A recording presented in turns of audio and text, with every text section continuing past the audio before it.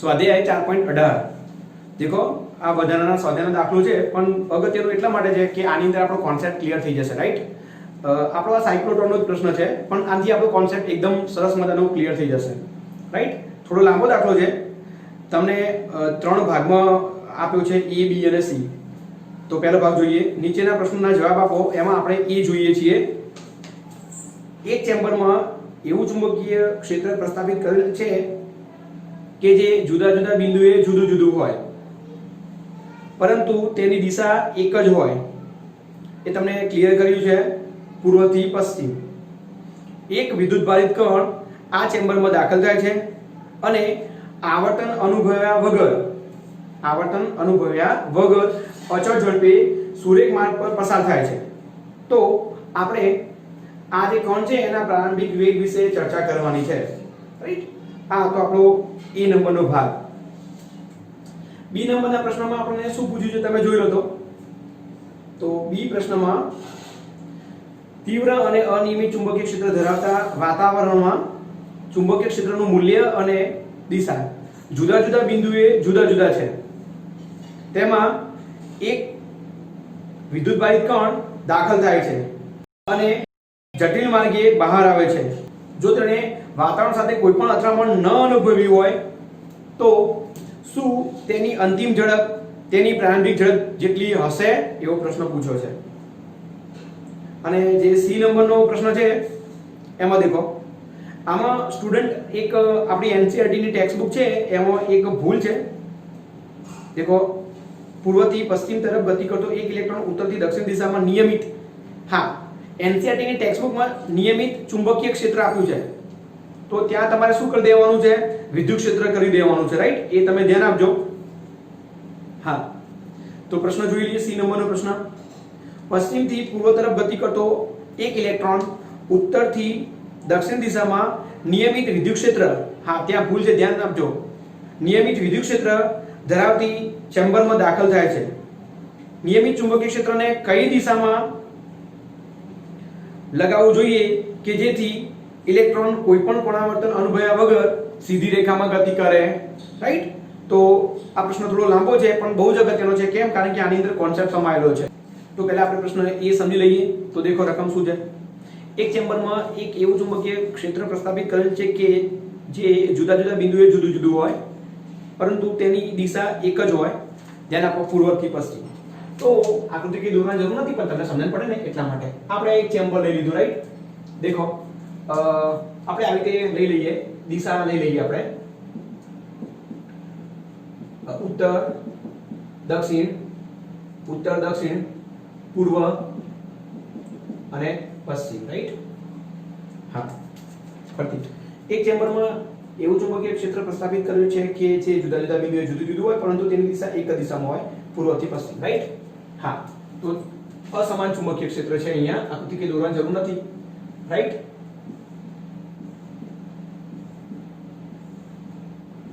હવે આ જે ચુંબકીય ક્ષેત્ર છે એ કઈ દિશામાં છે પૂર્વથી પશ્ચિમ દિશામાં છે રાઈટ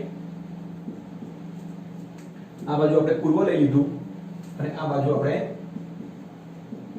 અને આ જે બતાવીએ છીએ આપણે ચુંબકીય ક્ષેત્ર બતાવીએ છીએ રાઈટ ચુંબકીય ક્ષેત્રને આપણે B સદિશ વડે બતાવીએ છીએ એક વિદ્યુતભારિત કણ આ ચેમ્બરમાં દાખલ થાય છે અને આવર્તન અનુભવ્યા વગર અચળ ઝડપે સુરેખ માર્ગે પસાર થાય છે તો આ કણના પ્રારંભિક વેગ વિશે માહિતી આપવાની છે એ આન્સર અહીં કોઈ વિદ્યુતભાર Q લઈ લઈએ આપણે આ ચુંબકીય ક્ષેત્રમાં V વેગથી દાખલ થાય છે રાઈટ પણ એ કેવી રીતે દાખલ થાય છે મતલબ વેગ એટલે ગતિ એની ગતિ વિશે આપણને કોઈ માહિતી નથી પણ આપણે જાણીએ છીએ કે વિદ્યુતભાર ને ચુંબકીય ક્ષેત્રમાં ગતિ કરાવતા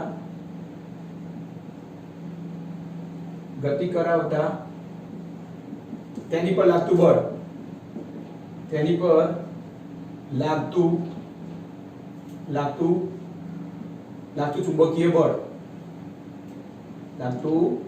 ચુંબકીય બળ રાઈટ આપણે મૂલ્યમાં લખી દઈએ તો F બરાબર શું આવ્યું QVB sin θ હશે અહીં વિદ્યુતભારિત કણ ચુંબકીય ક્ષેત્રમાં કોઈ પણ આવર્તન અનુભવતો નથી. તો એનો મતલબ શું થયો? એની પર લાગતું બળ કેવું હશે? બળનું મૂલ્ય કેવું હશે? 0. તો સમીકરણ 1 માં જોઈ લો qvb sin θ બરાબર 0. q તો કઈ 0 નથી, v પણ 0 નથી ને b પણ 0 નથી. તો જવાબ શું આવ્યો? sin θ બરાબર 0. તો sin θ 0 ક્યારે હોય? θ ની બે કિંમત આવે, θ બરાબર 0 આવે અથવા તો θ બરાબર 180 આવે. દેખો θ શું હોય છે? θ એ v અને b સદિશ વચ્ચેનો ખૂણો છે, રાઈટ? તો એનો મતલબ શું થયો? θ 0 ક્યારે હોય? મેં તમને બહુ જ થિયરીમાં ડિટેલમાં શીખવાડ્યું છે. θ 0 ક્યારે હોય? જ્યારે સદિશ v અને સદિશ b ની દિશા કેવી હોય? સરખી હોય, રાઈટ? અને θ પાઈ ક્યારે હોય? θ પાઈ જ્યારે સદિશ v અને સદિશ b ની દિશા કેવી હોય? વિરુદ્ધ હોય.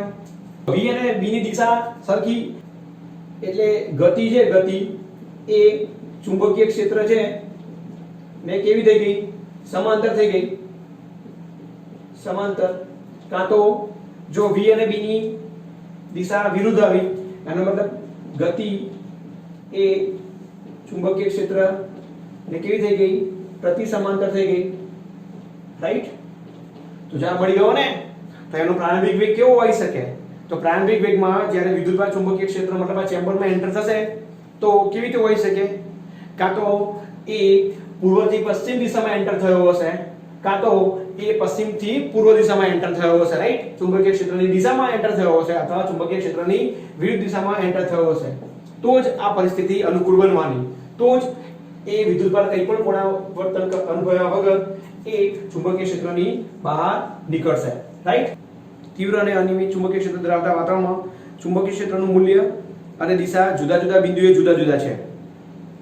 તેમાં એક વિદ્યુતભારિત કણ દાખલ થાય છે અને જટિલ માર્ગે બહાર આવે છે. જો તેણે આ વાતાવરણ સાથે કોઈ પણ અથડામણ ન અનુભવી હોય તો શું તેની અંતિમ ઝડપ તેની પ્રારંભિક ઝડપ જેટલી હશે? હવે આ જે ચુંબકીય ક્ષેત્ર છે એની અંદર એક વિદ્યુતભારને આપણે દાખલ કરીએ છીએ. ધ્યાન આપો, આ જે વિદ્યુતભાર છે એ જટિલ માર્ગે બહાર આવે છે. તો કોઈ આપણે એનો માર્ગ બતાવતા નથી, રાઈટ? કેવું કઈ ઉલ્લેખ બી નથી કર્યો કે કેવી રીતે દાખલ કરવામાં આવે છે. હા, પણ એટલું કહેવામાં આવે છે કે અહીંયા અથડામણ અનુભવતો નથી. હા, તો પ્રશ્ન એ છે કે તેની અંતિમ ઝડપ અને તેની પ્રારંભિક ઝડપ સરખી હશે? આન્સર શું હશે? vi બરાબર vf. vi શું છે? શરૂઆતની ઝડપ અને vf શું છે? અંતિમ ઝડપ, રાઈટ? તો કેવી રીતે આવે આપણે દેખી લઈએ. પહેલા તો સમજો કે વિદ્યુતભાર હોય એને આપણે ચુંબકીય ક્ષેત્રમાં ગતિ કરાવીએ તો વિદ્યુતભાર પર લાગતું ચુંબકીય બળ સૂત્ર F બરાબર q v ક્રોસ b થશે, રાઈટ? જે બળ F છે એ v ને કેવું આવવાનું? લંબ આવવાનું. F લંબ v, રાઈટ? કેવી રીતે આવ્યું? આ સદિશ ગુણાકારના કોન્સેપ્ટ પરથી. મેં તમને કદાચ સ્વાધ્યાયનો જે 12મો દાખલો છે 4.12 એમાં ઇલેક્ટ્રોન વર્તુળની ગતિ કરે એમાં મેં તમને સમજાવ્યું હતું કે E ક્રોસ B બરાબર C થતો હોય સદિશ. તો જે આ સદિશ C છે એ સદિશ A અને સદિશ B થી બનતા સમતલને કેવો હોય? લંબ હોય. એટલે સદિશ C છે ને એ સદિશ A ને પણ લંબ હોય અને સદિશ C એ સદિશ B ને પણ લંબ હોય. હા, તો અહીંયા V ક્રોસ B નો જવાબ આવ્યો સદિશ F. તો એ સદિશ V ને પણ લંબ હશે, રાઈટ? તો વિદ્યુતભાર આ ચુંબકીય ક્ષેત્રમાં ગતિ કરશે તો એમાં લાગતું જે ચુંબકીય બળ છે એ એની ગતિને લંબ હશે. એટલે કે આ બળ વડે વિદ્યુતભાર પર થતું કાર્ય શૂન્ય હોય. આપણે 11મા ધોરણમાં કાર્યની વ્યાખ્યા સમજાવી હતી ને, રાઈટ? કાર્ય ક્યારે થાય? જ્યારે બળ ગતિની દિશામાં હોય અથવા બળ ગતિની વિરુદ્ધ દિશામાં હોય, રાઈટ? જો બળ આપણે સમજાવ્યું હતું 11મા ધોરણમાં, જો બળ એ ગતિની દિશાને લંબ હોય તો કાર્ય કેવું હોય? 0 હોય, રાઈટ? તો અહીંયા કાર્ય શું થયું? 0 થયું.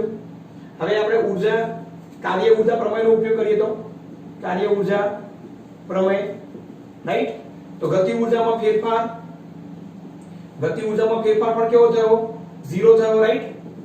ગતિ ઊર્જામાં ફેરફાર 0 થયો તો એનો મતલબ શરૂઆતની ગતિ ઊર્જા બરાબર અંતિમ ગતિ ઊર્જા થઈને, અને ગતિ ઊર્જાનું સૂત્ર શું આવે? ગતિ ઊર્જાનું સૂત્ર આવે 1/2 mvi² શરૂઆતની, અને અંતિમ આવે 1/2 mvx², રાઈટ?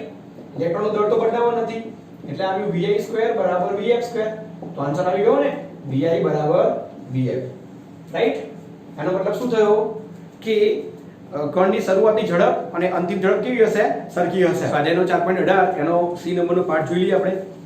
હા, પશ્ચિમથી પૂર્વ તરફ ગતિ કરતો એક ઇલેક્ટ્રોન ઉત્તરથી દક્ષિણ દિશામાં નિયમિત વિદ્યુત ક્ષેત્ર ધરાવતી ચેમ્બરમાં દાખલ થાય છે. અહીંયા સ્ટુડન્ટ જે ચેમ્બર છે એની અંદર વિદ્યુત ક્ષેત્ર આપેલું છે, જે તમારી એનસીઈઆરટી માં ભૂલ છે, રાઈટ? ત્યાં ચુંબકીય ક્ષેત્ર છે, એની જગ્યાએ આપણે શું કરવાનું છે? વિદ્યુત ક્ષેત્ર કરવાનું છે. ફરીથી, પશ્ચિમથી પૂર્વ તરફ ગતિ કરતો એક ઇલેક્ટ્રોન ઉત્તરથી દક્ષિણ દિશામાં નિયમિત વિદ્યુત ક્ષેત્ર ધરાવતી ચેમ્બરમાં દાખલ થાય છે. નિયમિત ચુંબકીય ક્ષેત્રને કઈ દિશામાં લગાવવું જોઈએ કે જેથી ઇલેક્ટ્રોન કોઈપણ આવર્તન અનુભવ્યા વગર સીધી રેખામાં ગતિ કરે? જો અહીંયા મેં ઉત્તર, દક્ષિણ, પૂર્વ, પશ્ચિમ દિશા બતાવી છે, રાઈટ? તો વિદ્યુત ક્ષેત્ર ઉત્તરથી દક્ષિણ દિશામાં છે એટલે અહીંયા પ્લસ હશે અને અહીંયા શું હશે? માઈનસ હશે. હા, અને આ ચેમ્બરની અંદર એક ઇલેક્ટ્રોન કેવી રીતે ગતિ કરી રહ્યો છે? પશ્ચિમથી પૂર્વ તરફ, રાઈટ? પશ્ચિમથી પૂર્વ તરફ ગતિ કરી રહ્યો છે, રાઈટ? તો આ પશ્ચિમ દિશા થઈ, તો આ એક ઇલેક્ટ્રોન આપણે લઈ લઈએ તો આ ઇલેક્ટ્રોન, હા, આ કઈ દિશા થઈ? આ ઉત્તર છે, રાઈટ? અને આ શું છે? દક્ષિણ છે, અને આ પૂર્વ છે, અને આ કઈ છે?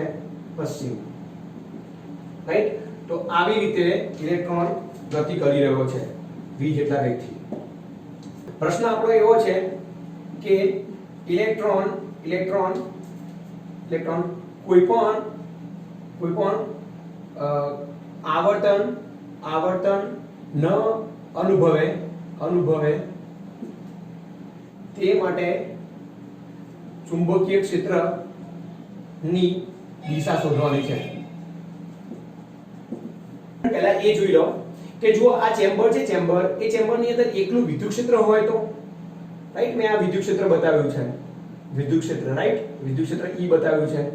હા, તો એકલું વિદ્યુત ક્ષેત્ર હશે તો ઇલેક્ટ્રોન કઈ દિશામાં ગતિ કરશે? દેખો, ઇલેક્ટ્રોનો એ હંમેશા વિદ્યુત ક્ષેત્રની વિરુદ્ધ દિશામાં ગતિ કરે ને, રાઈટ? તો ઇલેક્ટ્રોનનો ગતિમાર્ગ કેવો હશે? આવો કંઈક હશે કે નહીં, રાઈટ? એટલે ઉત્તર તરફ જશે. હા, પણ એટલે એનો મતલબ ઇલેક્ટ્રોન આવર્તન અનુભવશે. તો પછી એટલે ચુંબકીય ક્ષેત્ર કઈ દિશામાં હોય કે જેથી ઇલેક્ટ્રોન આવર્તન ન અનુભવે, રાઈટ? તો એના માટે આપણે અહીંયા ચુંબકીય ક્ષેત્રની દિશા શોધવાની છે. તો સ્ટુડન્ટ આપણે આ પ્રશ્નને સમજીએ એની પહેલા આપણે એનસીઈઆરટી ની અંદર એક થિયરી છે વેગ પસંદગી કારક, રાઈટ? સાયક્લોટ્રોનની આગળ પેજ નંબર 140 પર. તો આ પ્રશ્ન બહુ જટિલ છે, રાઈટ? તો આને સમજવું હોય તો તમારે આ જે વેગ પસંદગી કારક વાળો કોન્સેપ્ટ છે એ પૂરેપૂરો તમને આવડતો હોવો જોઈએ. Page number 140. મેં તમને જ્યારે સમજાવ્યું હતું ત્યારે ડિટેલમાં સમજાવ્યું હતું, પણ અત્યારે હું ડિટેલમાં નથી સમજાવતો, ક્વિક સમજાવી દઉં છું, રાઈટ? તો પણ તમે એક વખત પેજ નંબર 140 પર આ જે વેગ પસંદગી કારક છે એ ટોપિક એક વખત શાંતિથી જોઈ લેજો તો તમને આ પ્રશ્નમાં સમજણ પડશે. એમાં એવું જ હતું ને કે આપણે વિદ્યુતભાર છે એને આપણે આવર્તન અનુભવ્યા વગર, રાઈટ? આપણે સીધી રેખામાં ગતિ કરાવવાનો છે, રાઈટ? અને એમાં આપણે વિદ્યુત ક્ષેત્ર અને ચુંબકીય ક્ષેત્રનો ઉપયોગ કર્યો હતો, યાદ કરો. એની પર બળ લાગતું હતું ને, લોરેન્સ બળ. F બરાબર Fe પ્લસ Fm. આવું આપણે કેવી રીતે કરી શક્યા હતા? તો આવું આપણે એવી રીતે કરી શક્યા હતા કે જ્યારે VB અને VB અને E એ કેવા હતા? લંબ હતા, રાઈટ? યાદ આવ્યું? તો એવું જ અહીંયા બનવાનું છે. દેખો, V તો અહીંયા છે જ, રાઈટ? E આ દિશામાં છે, રાઈટ? ધારો કે આપણે આને આ દિશાને આપણે I કેપ કહી દઈએ, x અક્ષ કહી દઈએ, અને આ જે દિશા છે આ છે v ની દિશા, આ જે દિશા છે એ વિદ્યુત ક્ષેત્રની દિશા છે, એને આપણે માઈનસ j કેપ કહીએ. તો અહીંયા જે ચુંબકીય ક્ષેત્ર આવવાનું એ મતલબ x અક્ષ અને y અક્ષ એ સિવાયનું જ આવવાનું ને, તો કઈ દિશામાં આવશે? z દિશામાં આવશે ને. મતલબ કાં તો અંદર જતી દિશામાં આવશે કાં તો બહાર આવતી દિશામાં આવશે. આ ચેમ્બરની અંદર વિદ્યુત ક્ષેત્ર છે, રાઈટ? અને ઇલેક્ટ્રોન એને લંબ રૂપે ગતિ કરે છે, રાઈટ? હવે આપણે જે ઇલેક્ટ્રોન છે એના આવર્તન નથી અનુભવવા દેવાનું, રાઈટ? તો કોન્સેપ્ટ શું છે? તો શું કરવું પડે? આ ચેમ્બરમાં એક વિદ્યુત ક્ષેત્ર હોવું જોઈએ ને, કયું ક્ષેત્ર હોવું જોઈએ? ચુંબકીય ક્ષેત્ર. એ જ વાત અહીંયા થતી હતી ને. અને પરિસ્થિતિ કેવી હોવી જોઈએ? આપણે વેગ પસંદગીકારક વાળી થિયરીમાં સમજાવ્યું હતું ને, v b અને e લંબ હોવું જોઈએ, રાઈટ? તો આ દિશા v છે, આ દિશા e ની છે, તો b ની દિશા કેવી હશે? z દિશામાં આવશે ને. આ પ્રમાણે આપણે જોઈએ તો કાં તો અંદર જતી દિશામાં આવશે, કાં તો બહાર આવતી દિશામાં આવશે. જો આપણે થિયરીને ફટાફટ ફરથી જોઈ લઈએ આપણે કે જે q જેટલો વિદ્યુતભાર હતો, રાઈટ? q જેટલો વિદ્યુતભાર એ v વેગથી વિદ્યુત ક્ષેત્ર અને ચુંબકીય ક્ષેત્ર બંનેને લંબરૂપે ગતિ કરે, રાઈટ? તો પહેલા આપણે વિદ્યુત ક્ષેત્રનો કોન્સેપ્ટ જોઈ લઈએ. તો આ વિદ્યુતભાર q છે, વિદ્યુત ક્ષેત્રની દિશામાં ગતિ કરવાનો. તો આની પર જે બળ લાગવાનું એ કયું બળ લાગવાનું? વિદ્યુત બળ લાગવાનું, રાઈટ? કયું બળ લાગવાનું? આ વિદ્યુત બળ. તો આ જે બળ છે એ F થયું, રાઈટ? અને ચુંબકીય બળ કઈ દિશામાં લાગવાનું? રાઈટ? ચુંબકીય બળ જો આની પર આનો જે ગતિપથ છે એ કિરણાવલી છે એ સુરેખ રાખવી હોય તો પછી સિમ્પલ વસ્તુ છે, ચુંબકીય બળ કઈ બાજુ હોવું જોઈએ? આની વિરુદ્ધ દિશામાં હોવું જોઈએ ને. અને આવતું તું જુઓ, ચુંબકીય બળનું સૂત્ર શું આવે? Fm q v cross b આવતું હતું ને. આપણે અહીંયા સદિશ સ્વરૂપે લખીએ છીએ, રાઈટ? તો આ વિદ્યુતભારનો v થઈ ગયો અને આ ચુંબકીય ક્ષેત્ર બહાર આવે છે. તો આ અંગૂઠો બતાવવાનો ને, તો આ ચુંબકીય બળ બતાવવાનું કે નહીં, રાઈટ? યાદ આવ્યું ને તમને? હા. તો આવું ક્યારે બને? જ્યારે વિદ્યુત ક્ષેત્ર અને ચુંબકીય ક્ષેત્રની દિશા પરસ્પર વિરુદ્ધ હોય અને બીજું એમના મૂલ્યો સમાન હોય. મૂલ્ય એમના સમાન હોય તો મતલબ Fe બરાબર Fm, મતલબ QE બરાબર QVB લંબરૂપે છે એટલે મતલબ V બરાબર E/B. આપણે આ શરત લાવ્યા હતા ને, રાઈટ? આ થિયરી તમે શાંતિથી ટેક્સ્ટ બુકમાં પેજ નંબર 140 પર જોઈ લેજો. હું તમને એટલું જ કહેવા માંગુ છું કે અહીંયા આપણે વિદ્યુતભારની ગતિ છે એ સુરેખ રાખવાની છે અને વિદ્યુતભારને આપણે ચુંબકીય ક્ષેત્ર અને વિદ્યુત ક્ષેત્ર બંનેમાં ગતિ કરાવવાનો છે, રાઈટ? હવે વિદ્યુતભારને વિદ્યુત ક્ષેત્રમાં ગતિ કરાવીએ તો એની અસર આવવાની જ, કારણ કે એના પર F QE લાગવાનું બળ અને એમાં પ્રવેગ ઉત્પન્ન થવાનો. હા, પણ આપણે ચુંબકીય ક્ષેત્રને આપણે એવી રીતે ગોઠવવાનું છે કે જેથી ચુંબકીય બળ, સમજો ચુંબકીય ક્ષેત્રને એવી રીતે ગોઠવવાનું છે કે જેથી એની પર લાગતું ચુંબકીય બળ એ વિદ્યુત બળની વિરુદ્ધ દિશામાં આવે. હા, તો શું થઈ જશે? બંને પરસ્પર વિરુદ્ધ દિશામાં લાગતા બળો અને સમાન મૂલ્યના બળો હોય એ એમની અસર શું કરશે? નાબૂદ કરશે. અને એને કારણે વિદ્યુતભાર શું કરશે? સુરેખ પથ પર ગતિ કરશે. એક ચેમ્બર આપ્યું છે, એની અંદર જે વિદ્યુત ક્ષેત્ર છે એ કઈ દિશામાં આપ્યું છે? ઉત્તરથી દક્ષિણ દિશામાં, રાઈટ? આ દિશામાં વિદ્યુત ક્ષેત્ર આપ્યું છે, N અને S. આ વિદ્યુત ક્ષેત્ર આપ્યું છે. હવે જુઓ, ઇલેક્ટ્રોન એ પશ્ચિમથી પૂર્વ દિશામાં, અહીંયા મેં બતાવ્યું, રાઈટ? તો આ પશ્ચિમ છે, રાઈટ? અને આ પૂર્વ છે, રાઈટ? આવી રીતે. તો આ ઇલેક્ટ્રોન છે એ v વેગથી પશ્ચિમથી પૂર્વ દિશામાં ગતિ કરે છે. તો આની પર જે વિદ્યુત બળ લાગવાનું, વિદ્યુત બળ, રાઈટ? એ કેટલું લાગવાનું? Fe લાગવાનું કે નહીં, રાઈટ? તો વિદ્યુત બળ કઈ દિશામાં લાગશે? દેખો, એ આવી રીતે લાગશે ને, મતલબ એની દિશા કઈ હશે? વિદ્યુત ક્ષેત્રની વિરુદ્ધ દિશામાં, રાઈટ? તો આ જે બળ લાગવાનું એ કયું બળ લાગવાનું? Fe બળ લાગવાનું. તો આની પર આ જે બળ લાગ્યું એ કયું બળ લાગ્યું? Fe, એટલે વિદ્યુતીય બળ લાગ્યું, રાઈટ? તો આ જે Fe બળ છે એ કઈ તરફ લાગવાનું? દેખો, ઉત્તર તરફ લાગવાનું ને. ઉત્તર તરફ. કઈ બાજુમાં લાગવાનું? ઉત્તર તરફ. હવે મેં તમને આગળ સમજાવ્યું એ પ્રમાણે તો ઇલેક્ટ્રોન ઉત્તર તરફ કોણ આવર્તન થવાનો, રાઈટ? પણ પ્રશ્ન શું છે? આપણે ઇલેક્ટ્રોનનું આવર્તન થવા દેવું નથી. એટલે ઇલેક્ટ્રોનનો ગતિપથ કેવો રાખવો છે? સુરેખ રાખવો છે. તો શું કરવું પડશે? એક બીજું બળ આવવું જોઈએ. કયું બળ આવવું જોઈએ? ચુંબકીય બળ. તો પણ ઇલેક્ટ્રોનના ગતિપથને સુરેખ રાખવા માટે ચુંબકીય બળ કઈ દિશામાં હોવું જોઈએ? આની વિરુદ્ધ દિશામાં. તો ચુંબકીય બળ કઈ દિશામાં રાખવું પડશે? આપણે દક્ષિણ તરફ રાખવું પડશે ને. ઇલેક્ટ્રોનને કોઈ પણ આવર્તન ન અનુભવવા માટે, એનો મતલબ કે ઇલેક્ટ્રોનના ગતિપથને સુરેખ રાખવા માટે જે ચુંબકીય બળ છે, ચુંબકીય બળ એને આપણે Fm કહી દઈએ. તો એ કેવું હોવું જોઈએ? -Fe, right? એટલે વિરુદ્ધ દિશામાં હોવું જોઈએ ને. એટલે કઈ દિશામાં હોવું જોઈએ? દક્ષિણ દિશામાં હોવું જોઈએ, રાઈટ? બાળકો, હું અહીંયા ચુંબકીય બળની વાત કરું છું, ચુંબકીય ક્ષેત્રની વાત નથી કરતો, રાઈટ? તો ચુંબકીય બળ કઈ દિશામાં લાવવાનું છે? આપણે દક્ષિણ દિશામાં લાવવાનું છે. ચુંબકીય બળને કઈ દિશામાં લાવવાનું રહ્યું? દક્ષિણ દિશામાં લાવવાનું રહ્યું. દક્ષિણ તરફ ચુંબકીય બળને લાવવાનું રહ્યું, રાઈટ? તો કેવી રીતે લાવશું? તો એના માટે આપણે ચુંબકીય ક્ષેત્ર ગોઠવવું પડશે ને. હા, તો ઉભા રહો, સૂત્ર બનાવો. Fm બરાબર q v cross b. ધ્યાન રાખજો, આ જે મેં સૂત્ર બનાવ્યું એ ધન વિદ્યુતભાર માટે બનાવ્યું છે. ધન વિદ્યુતભાર માટે આપણે જે ચુંબકીય બળની દિશા લાવી હતી ત્યારે આપણે જમણા હાથના અંગૂઠાનો નિયમ લઈએ છીએ. યાદ છે ને, ધન વિદ્યુતભાર માટે એમાં પહેલી આંગળી V બતાવવાની, બીજી આંગળી B બતાવવાનું અને અંગૂઠો શું બતાવવાનું? V અને B થી બનતા સમતલને લંબ ચુંબકીય બળ બતાવવાનું. પણ ધ્યાન આપો, અહીંયા ઇલેક્ટ્રોન છે તો ઇલેક્ટ્રોન કેવો હોય? ઋણ હોય, રાઈટ? તો આપણે એમ કરીએ, એના માટે આપણે ફ્લેમિંગનો ડાબા હાથનો નિયમ લઈ લઈએ, રાઈટ? ફ્લેમિંગના ડાબા હાથના અંગૂઠાના નિયમનો ઉપયોગ કરીએ. આપણે જે ત્રણ ભૌતિક રાશિ છે, એક છે F, એક છે V અને એક છે B. આ ત્રણે ત્રણ સદિશ રાશિ છે, સદિશ F, સદિશ V અને સદિશ B. હવે ધ્યાન આપજો બરોબર, હા ને? તમને F ની દિશા તો ખબર છે, રાઈટ? તો F ની દિશા કઈ જગ્યાએ છે? જુઓ, FM ની દિશા અહીંયા ધ્યાન આપજો.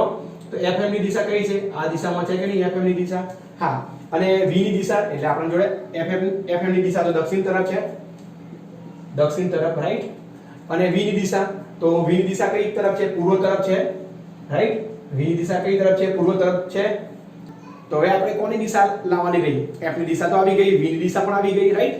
તો B ની દિશા લાવવાની રહી ને? તો એ તો આપણો પ્રશ્ન છે, રાઈટ? તો B કેવી રીતે લાવીશું? હા, આપણે આગળ પણ સમજાવ્યું હતું એ પ્રમાણે, રાઈટ? B તો કેવું હોવાનું? કાં તો સમતલે લંબ હોવાનું, કાં તો સમતલે બહાર આવવાનું, રાઈટ? તો આપણે કઈ પરિસ્થિતિને સેટ કરીશું કે જેથી એ દક્ષિણ દિશામાં રહે? તો જોઈ લો, આપણે અંગૂઠો છે ને એને આપણે દક્ષિણ દિશામાં રાખવાનો છે, અંગૂઠાને દક્ષિણ દિશામાં રાખવાનો છે. દેખો, તો V કઈ દિશામાં આવ્યો? આ દિશામાં આવી ગયો ને, અને અંગૂઠો દક્ષિણ દિશામાં આવી ગયો. તો B ક્યાં આવશે? અંદર જતી દિશામાં આવશે ને. તો અહીંયા ચુંબકીય ક્ષેત્ર છે, રાઈટ? ચુંબકીય ક્ષેત્ર, રાઈટ? એ ચુંબકીય ક્ષેત્ર B એ અંદર જતી દિશામાં હશે. અહીં ચુંબકીય ક્ષેત્ર A ચેમ્બરમાં અંદર જતી દિશામાં હશે, અંદર જતી દિશામાં હશે. સમજાયું ને? દેખો, આ V થઈ ગયો, અંગૂઠો તો નીચે જ રાખવાનો છે. તો B કઈ દિશામાં હશે? અંદર જતી દિશામાં હશે. વિદ્યુત ક્ષેત્ર ઉત્તરથી દક્ષિણ દિશામાં હતું, પણ ઇલેક્ટ્રોન ઋણ હતો તો એની પર લાગતું વિદ્યુત બળ કઈ દિશામાં હતું? ઉત્તર દિશામાં. આની જે કિરણાવલી છે એને સુરેખ રાખવા માટે આપણે ચુંબકીય બળને કઈ દિશામાં લઈએ છીએ? દક્ષિણ દિશામાં, રાઈટ? ચુંબકીય બળને કહું છું. તો પછી ચુંબકીય ક્ષેત્ર આપેલ પરિસ્થિતિમાં કેવી રીતે ગોઠવવું પડે? ડાબા હાથના નિયમ પરથી, રાઈટ? V અને તો ચુંબકીય ક્ષેત્ર કઈ દિશામાં આવશે? અંદર જતી દિશામાં. યાદ રાખો, કઈ દિશામાં આવશે? અંદર જતી દિશામાં.